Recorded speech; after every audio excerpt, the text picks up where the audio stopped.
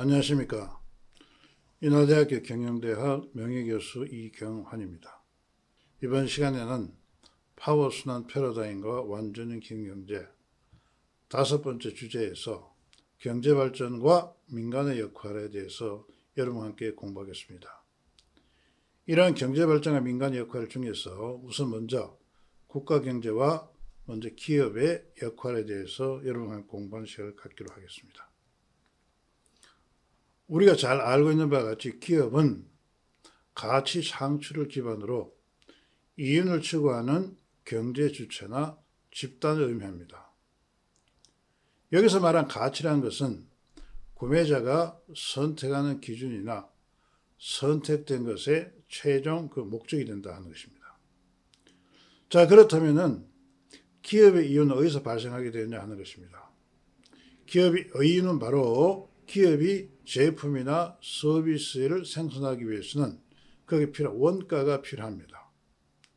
제품이나 서비스 생산 원가가 가격보다 적고 또 기업이 창출한 제품이나 서비스의 가치가 가격보다 클 때 이것을 우리가 생존 부등식이라 하는데 이런 생존 부등식으로부터 기업의 이윤이 발생한다는 것입니다. 좀 더 구체적으로 설명드려보면은 원가와 가격의 차이, 즉 가격이 크고 원가가 적을 경우는 바로 생산적, 즉 기업의 이윤이 될 것이며 가격과 가치, 여기서 말한 가치라는 것은 제품이나 서비스의 가치입니다. 제품이나 서비스의 가치가 이들이 시장에서의 가격보다 클 경우 그 차이는 바로 소비자의 이윤이 된다 하는 것입니다. 즉 생산 부등식을 만족시키는 이러한 기업의 가치는 바로 생산자와 소비자 모두를 만족시키는 그러한 가치를 창출하는 기업이 된다 하는 것입니다.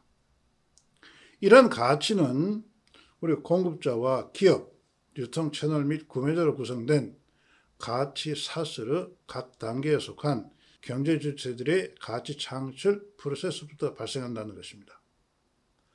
우리는 기업과 공급자 이런 관계를 후방 관계라 하고 또한 기업과 시장 및 구매자의 관계를 전방 관계로 합니다.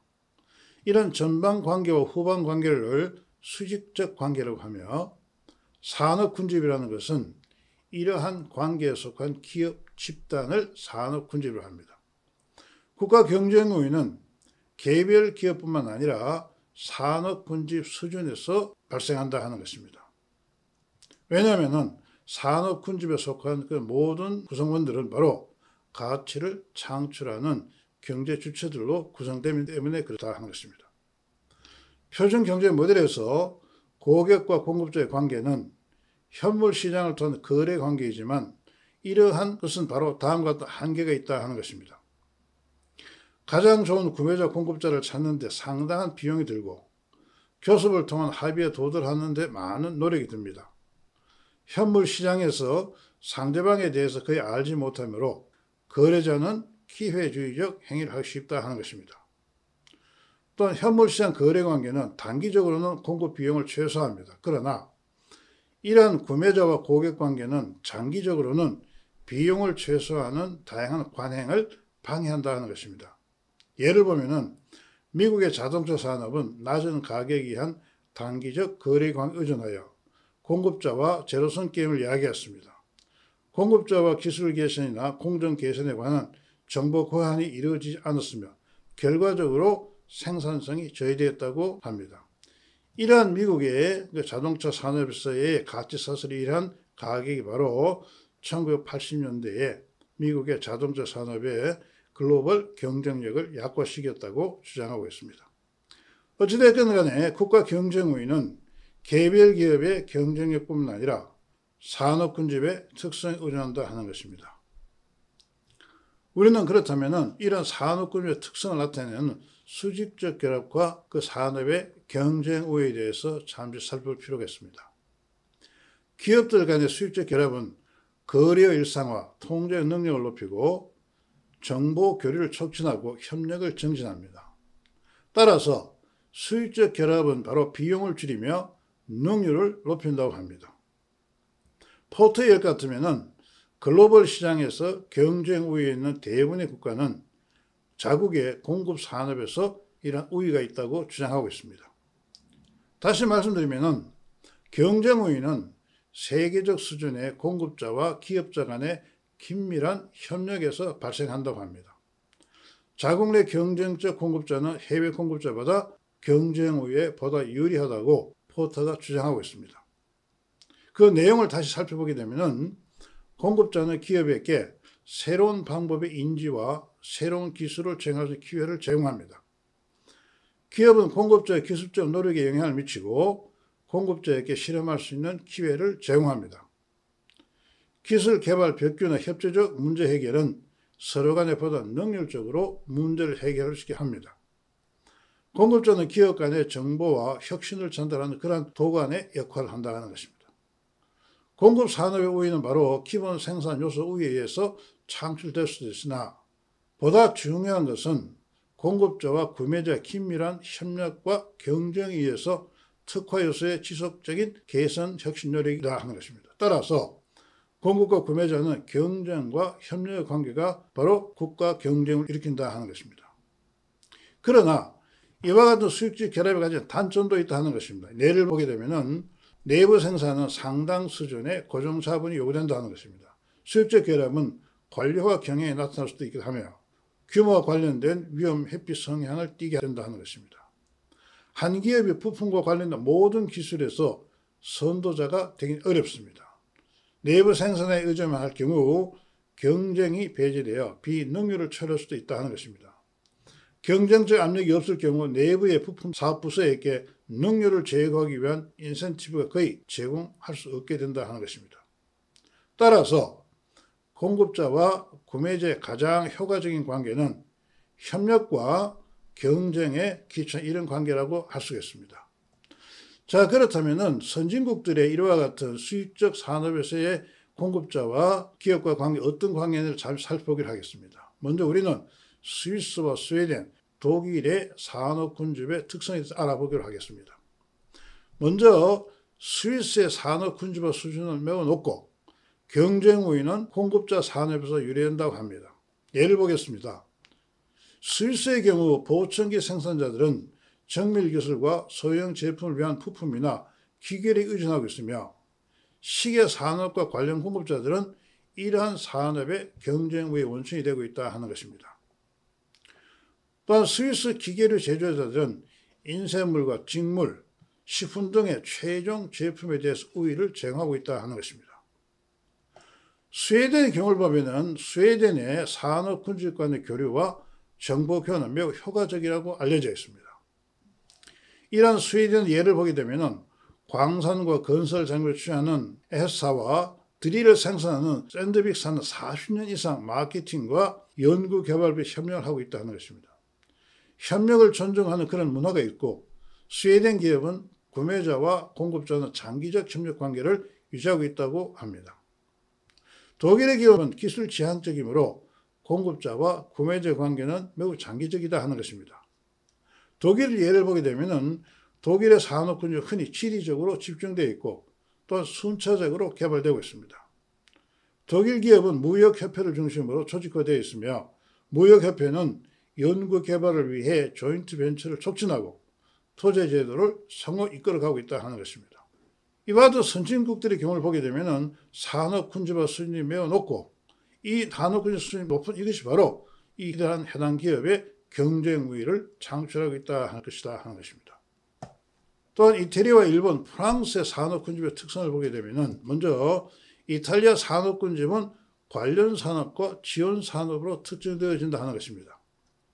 예를 보게 되면 성공적인 산업에서 수익적 관계는 강하고 수평적 관계는 기술보다 수요와 유통 경로 공통성에 기반하고 있습니다. 산업 군집 내 교류는 근접성과 가족 관계에서 촉진되고 의류, 세라믹 타일, 그리고 기계류 및 엔지니어링 부품에서 구매자 공급자에는 의무적인 하청 네트워크 기반으로 긴밀한 관계를 유지하고 있다는 것입니다. 기업은 합동으로 신제품 및 생산 기술에 참여하게 하며 해외 시장 정보를 공동으로 관리하고 있다 하는 것입니다. 일본의 경우를 보게 되면 일본의 자동차 산업에서 공급자와 구매자의 관계는 장기 협력적이고 발언권에 기초한 그런 관계를 가진다 하는 것입니다. 예를 보겠습니다. 일본 자동차 메이커는 공급자와 장기적 생존과 생산성에 관심을 두고 있습니다. 이들은 공급자와 부품을 설계하고 공급자와 상호 간의 협력을 증진하여 시너지 효과를 최대화하고 있다 하는 것입니다. 공급자와 구매자의 관계는 발언권에 기초한 관계이고 일본의 기업은 바로 이를 통해서 장기적인 협력 관계를 유지한다 하는 것입니다. 프랑스의 경우를 보게 되면 기업 관계는 독립적이고 이익에 따라 반응한다 하는 것입니다. 예를 들어 보게 되면 프랑스의 경우 대규모 자본적 산업적 콩글로메리트는 필요에 따라서 기업을 참여시키기도 하고 버리기도 한다는 것입니다. 모기업과 자회사, 회원기업 관계는 장기적이 않는 것이 프랑스 기업의 특성이다 하는 것입니다. 따라서 이러한 각국의 산업 군집이 그 해당 국가의 산업이나 기업의 경쟁 우위를 창출했다 하는 것입니다. 이러한 산업의 군집은 또 관련 산업으로 나타나기도 합니다. 관련 산업이라는 것은 가치 사슬 활동을 분담하고 협력할 수 있는 산업 수요를 촉진하는 그런 제품을 생산하는 그런 산업을 의미한다 하는 것입니다. 자국 내에 자신의 기업이 속한 국가 내에 복수의 경쟁자가 있을 때 기업은 글로벌 시장에서 성공 가능성이 매우 높아진다 하는 것입니다. 포트이얼 같으면은 국제적으로 성공하는 관련 산업은 다른 산업에 속한 기업의 경쟁 우위의 창출의 기회를 제공한다는 것입니다. 예를 들어 보게 되면은 관련 산업은 기업의 제품 수요를 촉진합니다. 미국의 컴퓨터 해외 수출은 바로 해외에서 미국의 컴퓨터의 주변 기기나 소프트웨어의 해외 수요를 증가시켰습니다. 관련 산업과 기업은 경쟁과 협력의 관계에 있다 하는 것입니다. 또한 가치 사슬의 활동 분야는 기술 개발, 제조, 분배, 마케팅 및 서비스가 발생합니다. 국제적으로 성공한 관련 산업은 바로 다른 산업에서 국가적 성공을 가능케 한다 하는 것입니다. 기업과 관련 산업은 독점적인 것이 아니라 상호 의존 관계에 있습니다. 관련 산업은 정보와 기술 교류 기회를 제공하고 새로운 산업으로의 진입을 촉진한다는 것입니다. 관련 산업으로부터 진입자는 경쟁 우위를 개선하므로 관련 산업에 비한 다른 산업으로 진출은 매우 바람직하다 합니다. 또한 자국 내 경쟁자는 바로 상호 간의 개선과 혁신을 위한 영향을 창출한다 하는 것입니다. 비용을 낮추고 품질과 서비스 개선을 위한 노력, 신제품과 공정을 혁신합니다. 이러한 경쟁의 압력은 바로 해외 시장에서 경쟁 우위를 가능케 하고 글로벌 경쟁이나 독점적이나 카르텔은 바로 기업에게 경쟁적 환경인식에 실패하게 할 가능성이 매우 높아진다 하는 것입니다. 다시 말씀드리면 국가 경쟁 우위라는 것은 공급자와 구매자, 경쟁자, 관련 기업의 이 공동체 인식에서 유발된다 하는 것입니다. 이것을 위해 이들 간의 장기적이고 경쟁적인 협력관계 구축이 가장 바람직하다 할 것입니다. 지금까지 우리가 알아본 바와 같이 기업의 경쟁 우위는 기업 홀로 이루어지는 것이 아니다 하는 것입니다. 그 기업의 경쟁 우위는 그 기업이 속한 클러스터, 즉 산업 군집 내에 있는 기업들의 경쟁 우위에서 일어난다 하는 것입니다. 이를 위해서 그 산업 군집 내에 있는 기업들은 바로 경쟁과 협력관계에 있는 것이 바람직하다 할 것이다 합니다. 자, 그렇다면은 산업 군집 내 기업들 간에 산업 군집에 속한 그 회원사들 간에 어떻게 하면은 경쟁과 협력을 일으킬 수 있는가? 이 문제에 대해서 우리가 다음 시간에 여러분과 함께 공부해보는 시간을 갖기로 했습니다. 오늘 이 강의에 참 여러분께 감사를 드립니다. 이 강의를 마치겠습니다. 감사합니다.